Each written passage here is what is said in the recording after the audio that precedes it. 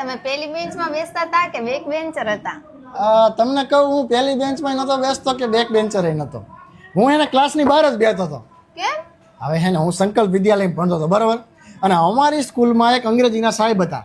તે અંગ્રેજીના સાહેબ ક્લાસમાં આવ્યા અને ખબર નહીં એમને માથું દુખતું હોય કે તાવ આવ્યો કે કોઈ પણ ફેમિલી પ્રોબ્લેમ હોય, સાહેબ આવીને ટેબલ ઉપર આવી તો માથું નાખીને સૂઈ ગયા. અને માથું નાખીને સૂઈ ગયા તો હું ક્લાસમાં તોફાની વિદ્યાર્થી હતો, તો હું ચિંગમ ખાતો હતો. અને મેં ચિંગમ 3 કલાકથી ચાઈને એવી રગદોડી નાખી હતી ને, પછી સાહેબના માથામાં જઈને આમ આમ આમ મેં ચોપડી દીધી. બીજા દિવસે સાહેબ ટાલીઓ થઈને આવ્યા.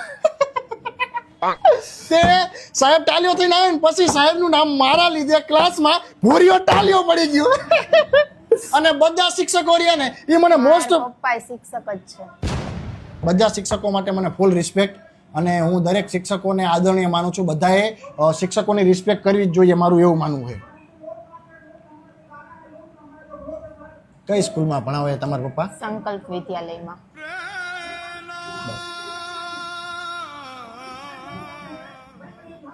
કયો વિષય ભણાવે તમારા પપ્પા? અંગ્રેજી.